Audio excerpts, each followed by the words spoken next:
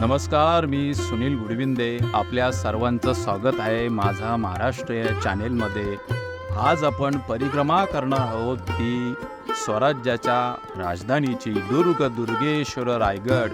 आपण मागील परिक्रमेमध्ये भेटलो होतो तेव्हा आपण ठरवलं होतं की आपण पुढची परिक्रमा करणार ती दुर्गेश्वर रायगडाची. आणि आता आपण परिक्रमेला सुरुवात करतोय ती स्वराज्याच्या राजधानीची.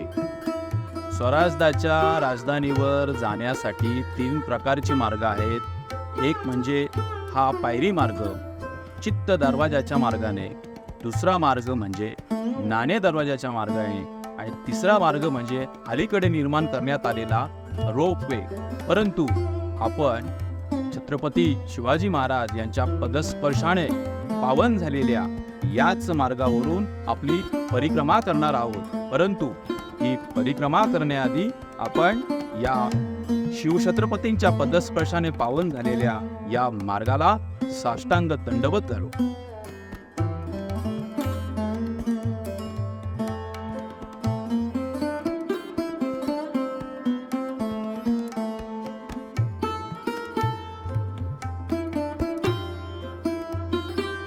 रायगड जिल्ह्यातील महाड तालुक्यामध्ये या रायगडाचं स्थान आहे.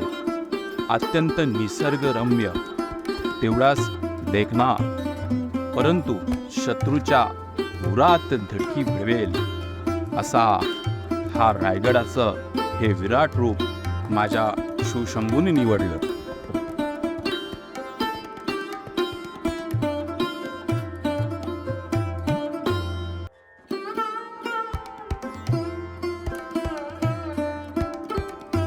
महाराष्ट्रातल्या रायगड जिल्ह्यात महाड तालुक्यात हे रायगडाचं भौगोलिक स्थान येते.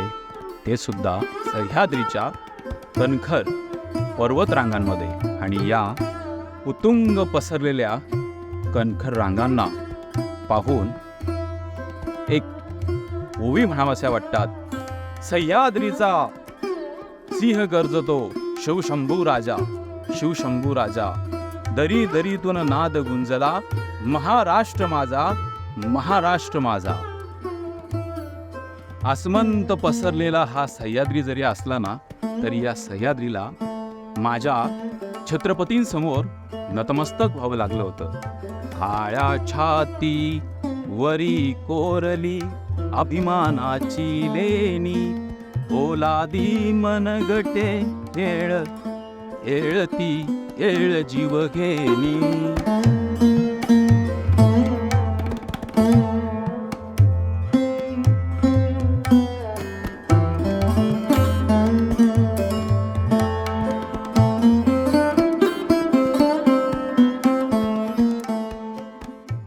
अत्यंत सुस्थितीमध्ये असलेला रायगडाचा हा पायरी मार्ग आपण पाहतोय. खरं म्हणजे किती भाग्यशाली असेल हो हा मार्ग. हे दगड, ही माती, ही झाडं, अहो कधी काळी माझ्या राजांचे पदस्पर्श झाले असतील याच मार्गाला. हो किती भाग्यवंत असेल ही माती. कधी काळी या मातीचे कण, या धुळीचे कण माझ्या राजांच्या चरणांवर आरूढ झाले असतील. म्हणून मला असं वाटतंय हे दगड सुद्धा परिसा एवढे महत्वाचे आहेत. चला पुढे आपण मार्ग आक्रमण करूया.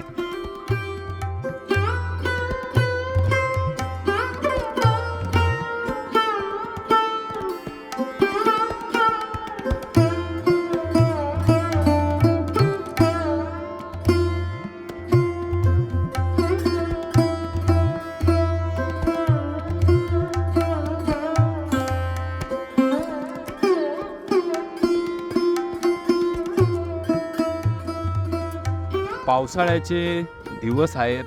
नुकताच पावसाळा संपण्याच्या मार्गावर आहे. आपण पाहतोय रायगड किल्ल्यावर वेगवेगळ्या प्रकारची फुले बहरली आहेत. आपण पाहू शकता हे रायगडाचं सौंदर्य या फुलांमधून आधी किती बहरून आलेलं दिसतं.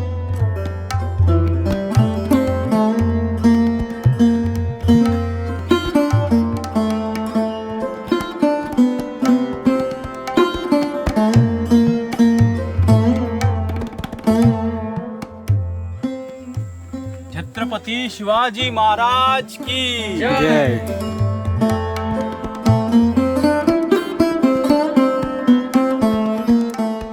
छत्रपती शिवाजी महाराजांच्या कल्पकतेचा हा अद्भुत नमुना आहे. अशा ठिकाणी राजधानीचं स्थान निवडलं आहे की याचं वर्णन काही इथे व्यापारासाठी आलेल्या ब्रिटिश अधिकाऱ्यांनी सुद्धा केलेलं आहे की रायगडाचं स्थान, रायगडाची रचना अशी आहे की मोजके मावळे घेऊन राजे गडावर असताना जगातलं सर्व सैनिक जरी एकटवलं ना तरी पण रायगड हा जिंकता येणार नाही. ही आमच्या राजांची दूरदृष्टी आणि कल्पकता होती. चला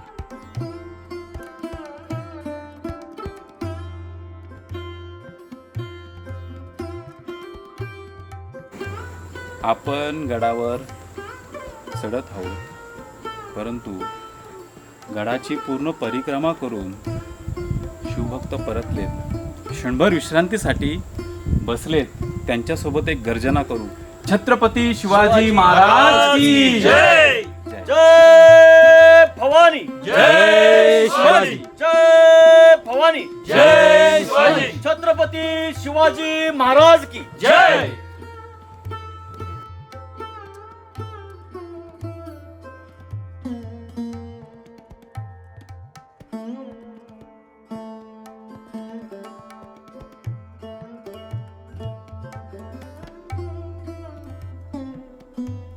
या उंच दऱ्या, ह्या कडे कपाऱ्या आपण पाहतोय.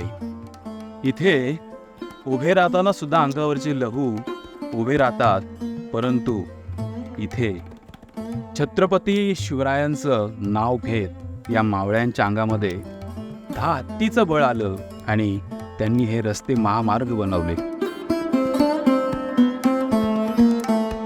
आपण आता गडाच्या मध्यभागी आलेलो आहोत आणि आपण इथून पाहू शकतो तो टकमक टोक.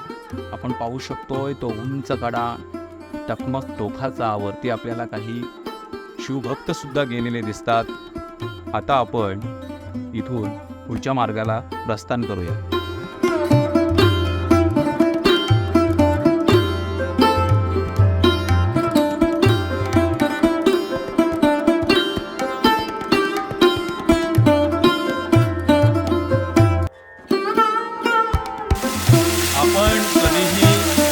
रायगडावर साधारण ऑक्टोबर महिन्यांपर्यंत आला तर आपल्याला हे पाण्याचे नैसर्गिक स्रोत पाहावयास मिळते. माझ्या शिवछत्रपतींच्या पदस्पर्शाने पावन झालेल्या या भूमीतल्या पाण्याची गोडीसुद्धा अवर्णनीय आहे.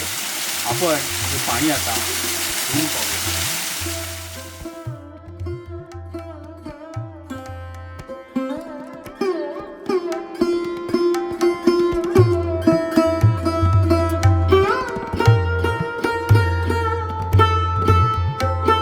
आपण इथे पाहू शकतो, इथे रायगड विकास प्राधिकरणाने हा फलक लावलेला आहे. या फलकावर स्पष्ट आपण पाहू शकतो की पूर्वी आणि आता सद्यस्थिती खूप चांगल्या प्रकारे गडावर डागडुजी चालू आहे. गडाच्या संवर्धनाचं खूप मोठ्या प्रमाणावर काम चालू आहे. रेलिंग बसवण्यात आलेले आहेत, कठडे बसवण्यात आलेले आहेत आणि आपण पाहतो अत्यंत उत्तमरित्या इथे दगडांची पायवाट ही सुस्थितीत बनवली गेलेली आहे.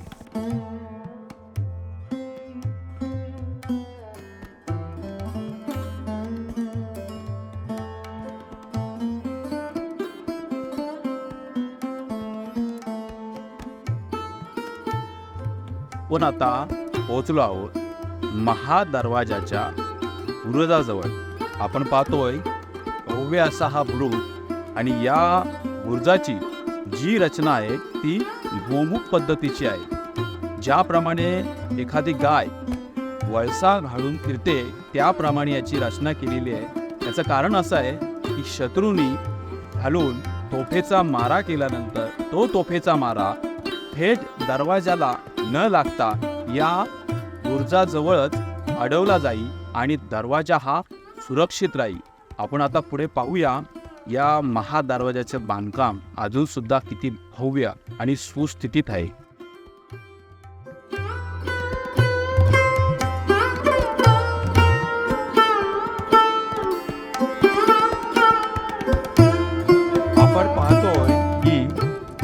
वरती जे आपल्याला छिद्र दिसत आहेत लंब आकाराचे, ते यासाठीचे होते की खाली गनिम आल्यानंतर त्या गनिमावर त्या गरम तेल होऊन त्या गनिमाला गारद केले जाईल. अशा प्रकारच्या अनेक नृत्या गनिमी कावे या महादरवाजांमध्ये बनवले गेले होते.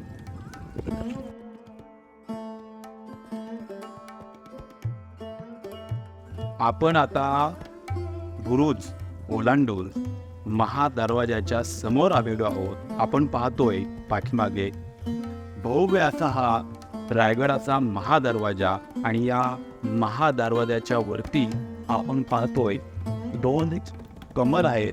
एक कमल म्हणजे लक्ष्मी आणि सरस्वतीचे प्रतीक आहेत. हे अत्यंत कल्पकतेने इथे कोरलेले आहेत आणि आपण पाहतोय शिवकालीन वास्तुशास्त्राचा उत्कृष्ट नमुना म्हणून या महादरवाजाकडे पाहिले जाते. आपण अधिक स्पष्टपणे या महादरवाजाला पाहूया.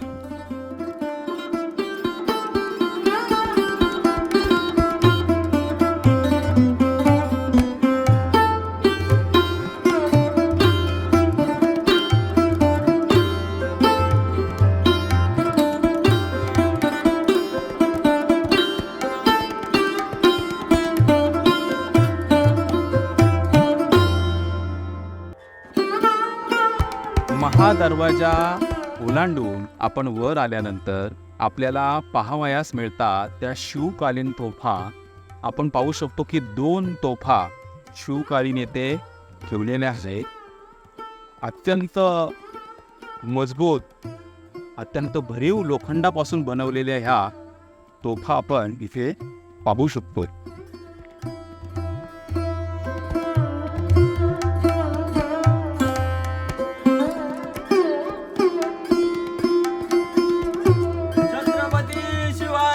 महाराज की जय. जय भवानी. जय शिवाजी. जय भवानी. जय शिवाजी. आपण पाहतोय या गडावरच्या पायऱ्या अजस्र अशा दगडांनी बांधलेल्या आहेत. छत्रपती शिवाजी महाराजांच्या आदेशाने प्रेरित झालेले मावळे अहोरात्र झटत होते या राजधानीच्या कार्यासाठी. आणि म्हणून हे सर्व अद्भुत कार्य बघितल्यानंतर या सर्व मावळ्यांसाठी एक पंक्ती सुचतात. शूर आम्ही सरदार आम्हाला काय कुणाची भीती, देव देश आण धर्मापायी प्राण घेतले हाती, प्राण घेतले हाती. आपण आता साधारणतः गडाच्या बालेकिल्ल्यापाशी आलेलो आहोत आणि बालेकिल्ल्याच्या सुरुवातीला लागतोय तो ती तलाव. इथे रायगडावर असणारे हत्ती येथे आंघोळ करण्यासाठी आणत असत. हत्तींना पाणी पिण्यासाठी इथे आणत असत. आश्चर्य म्हणजे रायगडावर हत्ती कसे? राज्याभिषेक सोहळ्याला आलेला हेनरी ऑक्झेंडर ब्रिटिश व्यापारी म्हणतोय, how can possible, elephant is here. होय, पण ती माझ्या राजांची कल्पकतेची एक चुणूक आहे. राजांची दूरदृष्टी होती. राजांनी हत्तीची पिल्लं लहान असतानाच त्या गडावर आणून ठेवली होती. होय, राजांच्या स्वराज्यामध्ये सर्व काही शक्य आहे. आपण पाहतोय हा हत्ती तलाव अत्यंत उत्कृष्ट वास्तुशास्त्राचा नमुना आहे. अखंड कातळ दगडामध्ये कोरून बनवलेला हा हत्ती तलाव आहे. आणि आपण आता पाहतोय आपल्यासोबत हा एक ज्वलंत तरुणांचा ग्रुप जालन्यावरून आलेला आहे. तेवढाच उत्साही आणि ते सुद्धा आता क्षणभर थांबलेत माहिती ऐकण्यासाठी, पाहण्यासाठी. तुमचं स्वागत आहे मित्रांनो, तरुणांनो. हे दुर्ग संवर्धन करण्याची जबाबदारी आपली आहे आणि आपल्याला तो आता वासा उचलायचा आहे. चला आता पुढे.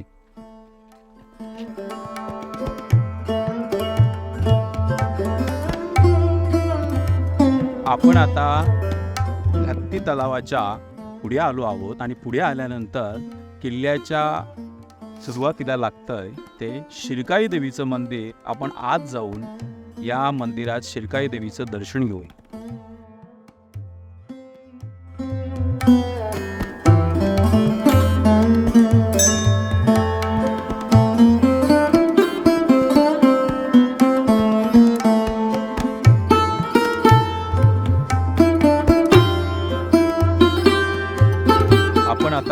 गडावर पोचलेलो आहोत आणि आपण आता गडावर पोचल्यानंतर त्यावेळची पाण्याची फिल्टरेशन सिस्टम आपण पाहणार आहोत. आपण इथे पाहतोय की इथे आपल्याला एक युवा दिसते आणि इथे आपल्याला एक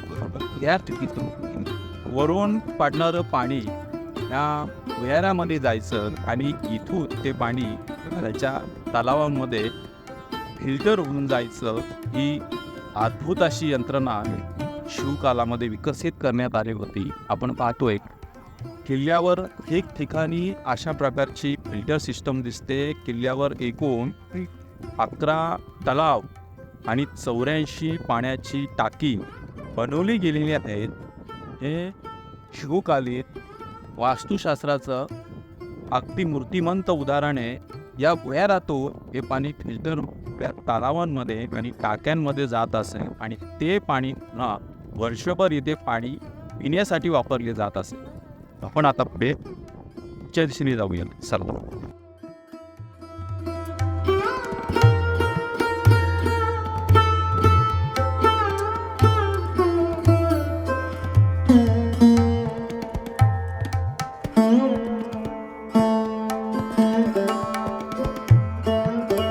आपण आता मागे पाहतोय तो नगारखाना आणि नगारखान्याचं हे प्रवेशद्वार आपण आपल्या पाठीमागे पाहत आहोत. अत्यंत भव्य आणि बुलंद असा हा 52 फुटाचा नगारखाना. याच नगारखान्याची प्रतिकृती म्हणजे गेट वे ऑफ इंडिया. ब्रिटिशांनी हाच नगारखाना पाहून गेट वे ऑफ इंडियाची प्रतिकृती साकारलेली आहे. हेच आमच्या राजांच्या वैभवाचं वैशिष्ट्य आहे. आमच्या राजांची दूरदृष्टी आणि स्थापत्यशास्त्र जर जाणून घ्यायचं असेल ना तर आपला हा नगारखाना आपण पाहू शकतो. अत्यंत भव्य असा या राजदरबारासमोर हा नगारखाना उभारला गेला आणि आतमध्ये आपण पाहतोय त्या समोर याच सभा मंडपामध्ये राज्याभिषेक सोहळा झाला होता. तो आता आपण पुढे जाऊन पाहूया.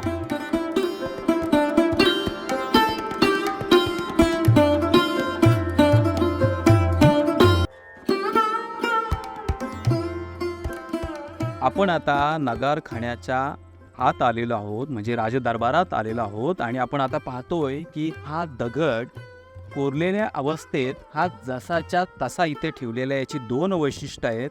एक वैशिष्ट्य म्हणजे की हा दगड म्हणजे रायगडाची सर्वोच्च उंची होती. ती उंची कळावी म्हणून हा दगड अशा पद्धतीत इथे कोरून ठेवला होता. आणि दुसरं वैशिष्ट्य की या दगडाजवळ टाचणी पडली अथवा कुणीही काहीही बोललं तरी ते समोर राजदरबाराजवळ सिंहासनाजवळ ऐकू जात होतं. अशा प्रकारची ही उत्कृष्ट स्थापत्यशास्त्राचा नमुना येथे शिवकाळामध्ये बनवला गेला.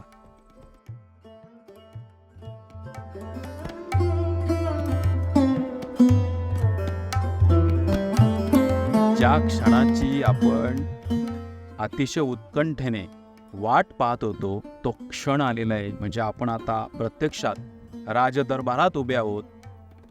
याच राजदरबारात 6 जून 1674ला छत्रपती शिवाजी महाराजांचा राज्याभिषेक सोहळा झाला. या रयतेला या स्वराज्याला छत्रपती शिवाजी महाराजांच्या रूपाने राजा मिळाला. आपण समोर पाहतो याच सिंहासनावर याच जागेवर माझ्या राजांचा राज्याभिषेक सोहळा झाला. काय तो क्षण असेल, काय ती अपूर्वभूत परिस्थिती असेल. गाणारे गात होते, हत्ती होते, घोडे होते, पूर्ण रायगड सजला होता. माँसाहेब जिजाऊंच्या डोळ्यात आनंदाश्रू होते.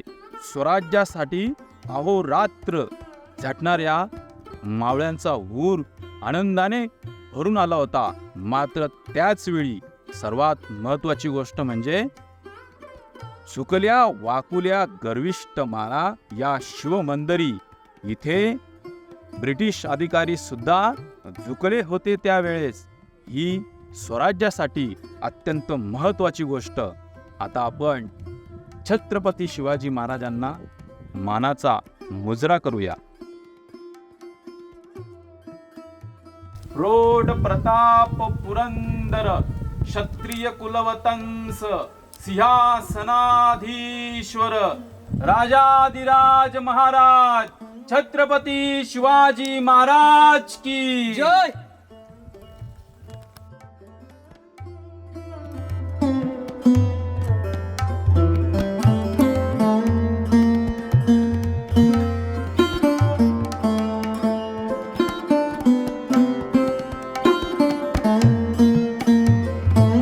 आपण आता सिंहासनाच्या चौथऱ्याच्या पाठीमागे आलेलो आहोत.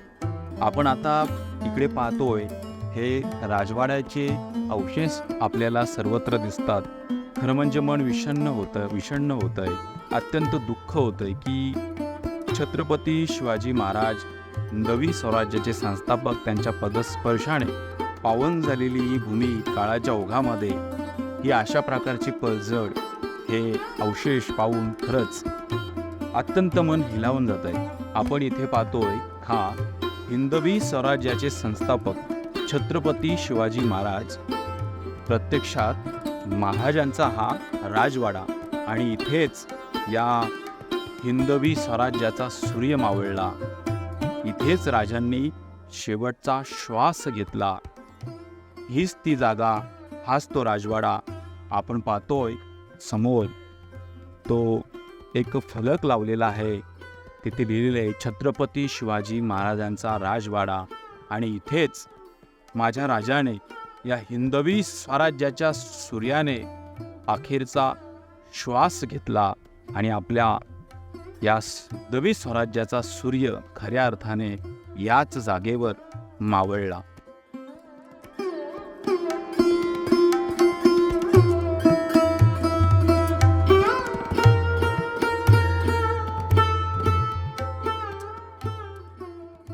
आपण आता राजवाड्यांच्या पाठीमागच्या भागात आलेलो आहोत आणि आपण इथे पाहतोय की इथे टाकसाळ म्हणजे मिंट नाणी पाडण्याचा कारखाना, शिवकालीन नाणी जी होती ते या ठिकाणी घडवली जात होती ती आपण पाहू शकतो. म्हणजेच रायगडावर सर्व दृष्टीने विचार केला होता. व्यापाराच्या दृष्टीने नाणीसुद्धा महत्त्वाची आहेत हे छत्रपती शिवरायांना कळलं होतं आणि त्या दृष्टीने राजांनी या ठिकाणी नाणी पाडण्याचा कारखाना म्हणजे टाकसाळ सुद्धा येथे निर्माण केली होती. ती आपण आता पाहू शकतो. इकडे अवशेष आता काही भग्नावशेष इथे आपल्याला दिसतात, पडझड झालेली आहे, परंतु आपण पाहू शकतो हे सर्व अद्भुत असं हे बांधकाम.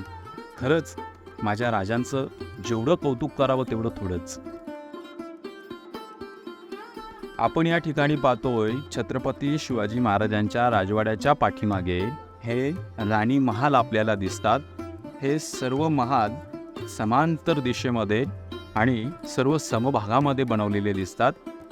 छत्रपती शिवाजी महाराजांच्या 8 राण्या होत्या, परंतु इथे 6च राण्यांचे माल दिसतात. याचं कारण असं आहे की एक राणीसाहेब ज्यांचं निधन राजगडावर झालं आणि एक राणीसाहेब ज्या महासाहेबांच्या सेवेसाठी पाचाड येथे होत्या, म्हणून आपण हे महाल बघतोय. इथे फक्त 6च माल या ठिकाणी आपल्याला दिसतात. आपण पाठीमागे पाहतोय तो आहे पालखी दरवाजा. या दरवाजातून छत्रपती शिवाजी महाराजांच्या जेवढ्या राणीसाहेब होत्या त्या राणीसाहेबांच्या पालख्या या पालखी दरवाजातून राणी महालाकडे जात असत, म्हणून या दरवाजाला पालखी दरवाजा असं म्हटलं जातंय. आणि पालखी दरवाजाच्या बरोबर बाजूला आपण पाहतोय विजयी मनोरे आपल्याला पाहावयास मिळतात. आपण पाहिलं असेल की जुन्या इयत्ता 4थीच्या पाठ्यपुस्तकाच्या अभ्यासक्रमामध्ये ते जे मनोरे दाखवले होते ते हेच ते विजयी मनोरे. एखाद्या गडकिल्ल्यावर विजयी कामगिरी केल्यानंतर त्याची सुतोवाच म्हणून, त्याची खूण म्हणून रायगडावर याच विजयी मनोऱ्यांवर झेंडे लावले जात असे, गवताच्या गंजी पेटवल्या जात असे. आणि असं या विजयी मनोऱ्यांचं वैशिष्ट्य होतं. आपण पाहू शकतो. आपण इथे पाहतोय ते गंगासागर तलाव. या तलावाचं महत्त्व अनन्यसाधारण असं हे महत्त्व आहे. कारण काशीच्या दादा भट्टांनी जे गंगेचं पाणी काशीवरून राज्याभिषेकासाठी जे इथे रायगडावर आणलं होतं, ते पाणी राज्याभिषेकानंतर उरलेलं पाणी याच तलावामध्ये सोडण्यात आलं. या तलावाचं वैशिष्ट्य म्हणजे या तलावातलं पाणी वर्षभर आटत नाही. अशा प्रकारचं या तलावाचं महत्त्व रायगडाच्या दृष्टीने अत्यंत महत्त्वाचं आहे. आपण आता ज्या मैदानावर, ज्या माळावर उभे आहोत, हा मैदान, हा माळ म्हणजे होळीचं माळ म्हणून प्रसिद्ध आहे. कारण याला एक अत्यंत दैदिप्यमान इतिहास आहे. इथे रायगडावर शिवकालीन होळी साजरी केली जायची आणि या होळीमध्ये नारळ टाकण्यासाठी, नारळ अर्पण करण्यासाठी स्वतः महाराज इथे प्रत्यक्षात यायचे. आपण इथे पाहतोय की या होळीच्या माळावर छत्रपती शिवाजी महाराजांची सिंहासनारूढ मूर्ती येथे स्थापन केलेली आहे. आणि अशा प्रकारे या होळीच्या माळाचं वैशिष्ट्य एक अनन्यसाधारण आहे. आणि आपण समोर पाहतोय की याच माळाच्या समोरच्या दिशेने शिवकालीन बाजारपेठ आहे. तिचं खूप महत्त्व होते. अनेक प्रकारचे व्यापार किंवा अनेक प्रांतातले व्यापारी या ठिकाणी व्यापारासाठी येत होते. आपण पाहतोय इतिहासामध्ये काही संदर्भ ग्रंथांमध्ये असं सुद्धा लिहिले की 1 कोस लांबी या बाजारपेठेची होती. अत्यंत उत्कृष्ट अशी ही बाजारपेठ आपण समोर पाहू शकतो. आपण पाहतोय ही रायगडावरची बाजारपेठ. दोन्ही साईडला पाहतोय आपण समान उंचीवर बनवलेले हे चौथरे. असे उल्लेख आढळतात इतिहासामध्ये की व्यापारी हे वरती चौथऱ्यावर बसलेले असायचे आणि खरेदी करणारे जे ग्राहक आहेत ते शक्यतो घोड्यावर बसून इथे व्यापार करायचे. म्हणून एक विशिष्ट उंची या चौथऱ्यांची इथे ठेवलेली आहे. सर्व दुकाने एक समान मापाची इथे आपल्याला दिसतात. आपण जवळजवळ पाहिलं तर त्या टोकापासून ते शेवटच्या टोकापर्यंत 1 किलोमीटर अंतर होईल एवढी लांबी या बाजारपेठेची.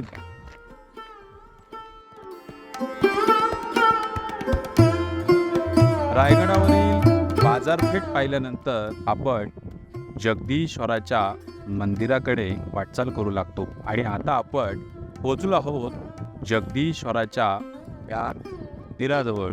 1674 मध्ये हिरोजी इंदुलकरांनी हे जगदीश्वराचं अद्भुत मंदिर इथे साकारलं.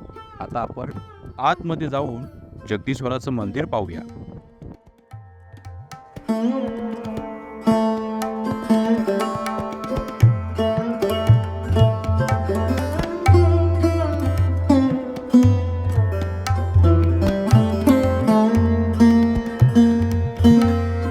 आपण आता जगदीश्वराच्या मंदिराच्या या प्रवेशद्वाराजवळ बसलेलो आहोत.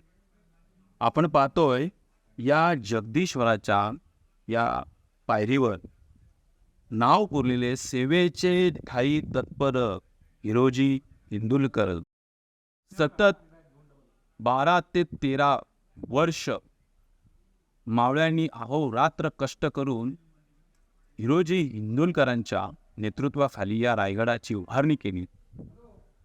रायगड संपूर्ण जगाला हेवा वाटेल असा उभा राहिल्यानंतर राजे म्हणतायत हिरोजींना, हिरोजी आपण रायगड उभा केलात, मागा, आपल्याला काय हवंय ते मागा, पण स्वामीनिष्ठा शिकावी ना ते आमच्या हिरोजींकडून हो. हिरोजी म्हणतात राजे, आपण जगदीश्वराच्या मंदिरात दर्शनासाठी जाताना तेव्हा आपल्या पायांचा पदस्पर्श माझ्या नावाला होईल ना, यासाठी फक्त माझं नाव जगदीश्वराच्या पायरीवर कोरण्याची परवानगी द्या राजे, मला एवढंच पाहिजे. यांना म्हणतात ती स्वामीनिष्ठा. असे स्वामीनिष्ठ मावळे या स्वराज्यामध्ये होते हो. तेव्हाच छत्रपती शिवाजी महाराज हे स्वराज्य निर्माण करू शकले. आणि या आपल्या मावळ्यांवर छत्रपती शिवाजी महाराजांचं नितांत प्रेम होतं. ते यावरून आपल्याला दिसून येतं. हिंदवी स्वराज्याचे संस्थापक छत्रपती शिवाजी महाराज यांची ही समाधी संपूर्ण हिंदवी स्वराज्यातल्या प्रत्येक माणसाचं श्रद्धास्थान, प्रत्येक माणसाने इथे येऊन नतमस्तक व्हावं इतकं हे पवित्र तीर्थक्षेत्र. आणि या तीर्थक्षेत्राला आज मी या ठिकाणी साष्टांग दंडवत घालत आहे.